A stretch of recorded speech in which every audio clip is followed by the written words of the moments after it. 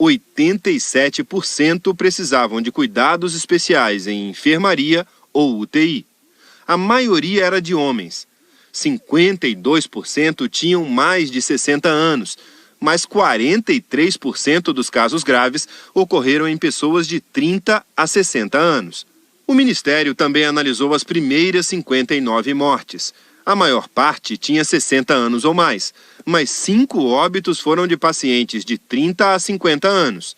6 em cada 10 brasileiros que morreram de Covid-19 tinham problemas de coração. 4 em cada 10, diabetes. E 1 em cada 4, problemas no pulmão.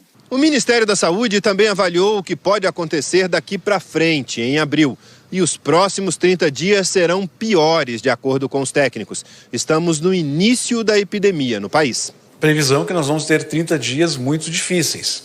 Provavelmente nós estejamos aí na fase crítica da pandemia.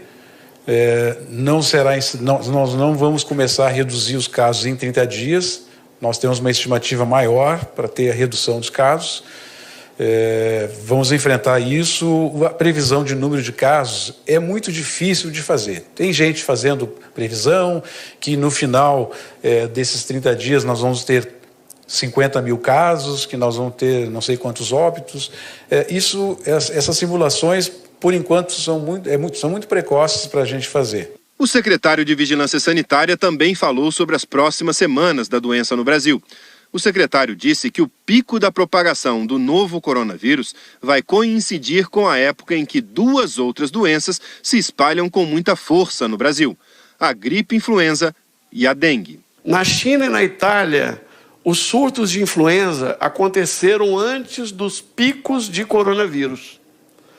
No Brasil, a curva de coronavírus vai acontecer no momento do pico de influenza. Então, nós vamos ter uma tempestade perfeita. Então, o número de casos vai aumentar significativamente. O desafio vai ser trabalhar. Nós teremos pelo menos 3 epidemias simultâneas. Teremos o coronavírus, que é uma novidade. Teremos influenza, que é uma rotina, todo ano acontece. E teremos também o pico de dengue. Então, nós estamos com 3 epidemias simultâneas: dengue, coronavírus e influenza, próximo do seu pico, próximo da sua carga máxima. Então, é fundamental, e eu tenho chamado a atenção: aproveitem que estão em casa e limpem o quintal, eliminem focos de dengue e vacinem-se de acordo com o calendário. O secretário também disse que é cedo para avaliar as medidas de distanciamento social que foram tomadas até aqui em todo o país. Estamos ainda no início da epidemia. Como epidemiologista, eu digo que é muito precoce avaliar o impacto dessas medidas neste momento. Então, ainda é muito recente. As medidas mais intensas foram tomadas pelo estado de São Paulo, não tem nem uma semana direito. Então, ainda é muito precoce, mas eu não tenho dúvida que essas medidas, elas irão influenciar de alguma maneira. O secretário executivo do Ministério, João Gabardo, afirmou que o governo está se preparando para enfrentar o período de aceleração da doença. Nós vamos ter daqui para frente, quase que diariamente, um número de casos novos superior ao número de casos novos do dia anterior. E é bem provável que nós tenhamos daqui para frente um número de óbitos maior do que o número de óbitos do dia anterior. Isto num período que nós imaginamos que deva ocorrer ainda entre 20, 30 dias, é esperado, vai acontecer. O que nós estamos tentando fazer? Nós estamos tentando transformar essa montanha num morrinho. Em vez de ter uma montanha grande, nós vamos transformar ela num morrinho. Então ainda tem muito chão pela frente para a gente poder chegar no alto, pode ser num alto baixinho ou num alto bem grandão, para começar a descer. Então ainda estamos no pé da montanha. O Ministério informou que já comprou 45 milhões de máscaras, toda a produção nacional e mais importações. E criou uma plataforma para receber doações de pessoas e empresas para o combate ao coronavírus. O governo federal proibiu por 30 dias o desembarque de estrangeiros no país por meio de portos. A medida completa as restrições já impostas nas fronteiras terrestres e nos aeroportos. Desde a notificação do primeiro paciente de coronavírus, em fevereiro, o Brasil teve uma explosão de internações de pessoas com insuficiência respiratória grave. De acordo com a Fiocruz, na semana entre os dias 15 e 21 de março, eram 2.251 pessoas internadas com sintomas como febre, tosse, dor de garganta e dificuldade para respirar. Esse número é 10 vezes maior do que a média histórica de hospitalização nos meses de fevereiro e de março. A síndrome respiratória aguda grave pode ser causada por vários tipos de vírus, entre eles o novo coronavírus.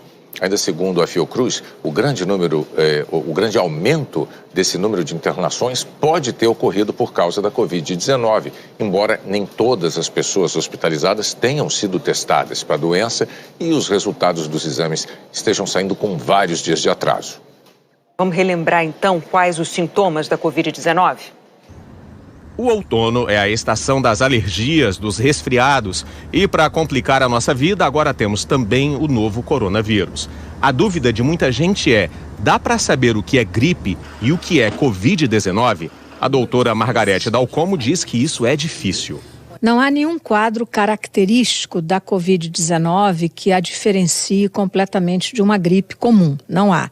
O que há, pelos trabalhos publicados até o momento, é que a grande maioria dos pacientes se caracteriza por tosse, seja ela o primeiro sintoma ou seja esse sintoma aparecendo durante a evolução dessa doença. A resposta definitiva vem com o exame. O Brasil não tem testes suficientes para toda a população, mas a Covid-19 tem um conjunto de sintomas que podem ajudar na identificação da doença. Não há uma ordem de aparecimento desses sintomas, mas os primeiros sinais costumam ser tosse seca, febre a partir de 37,8 graus, dor de garganta e mal-estar geral. Nariz escorrendo, coriza, não costumam aparecer em adultos. Há sintomas que predominam, por exemplo, nas crianças. A criança tem menos doença, mas coriza, por exemplo, que foi um sintoma muito presente nos pacientes descritos na China, não parece ser verdade em pacientes de outros locais. A infectologista Tânia Vergara explica que, geralmente, os sintomas vão evoluindo, a pessoa vai piorando.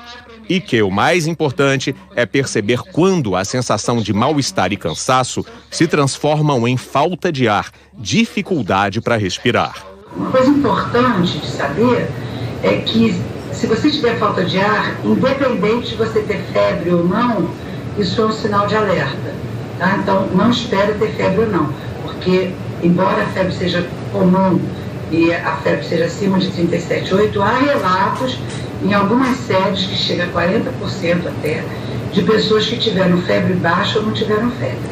Então, se você tiver falta de ar, é importante que isso chame atenção. Desde o início da pandemia, as autoridades de saúde têm pedido o seguinte: não procure um hospital se você tiver apenas sintomas leves. Isso para que você não corra o risco de ser contaminado fora de casa e para não sobrecarregar o sistema de saúde. Mas existe um momento certo de se procurar ajuda médica no caso da Covid-19? Sim, existe. O que deve levar, como eu disse, é a piora progressiva e somar um sintoma ao outro. Então, tosse, mais febre, mais dificuldade para respirar, que se instala ou rapidamente ou que vai piorando ao longo de vários dias, esse é o quadro que nós diríamos que deve procurar assistência médica. Se você tiver mais de 24 horas de febre ou se aparecer falta de ar, você deve procurar imediatamente serviço médico. Alguns países, como a França, estão considerando sintomas adicionais para identificar a Covid-19. Entre eles, a perda do paladar, a perda da capacidade de sentir cheiro, dores abdominais e diarreia.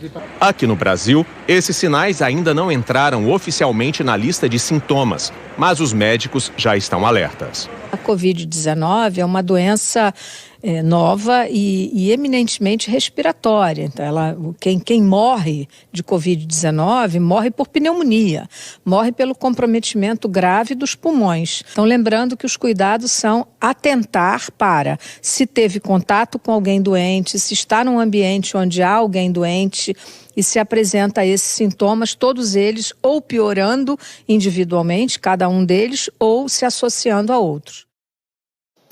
Nesse esforço para evitar que as pessoas saiam de casa, a Agência Nacional de Vigilância Sanitária mudou regras para quem depende de medicamentos controlados. Dona Lourdes acha complicada essa história de cuidar da saúde tendo que ir à farmácia no meio da quarentena. Uma ida e volta sem fim que a gente tem.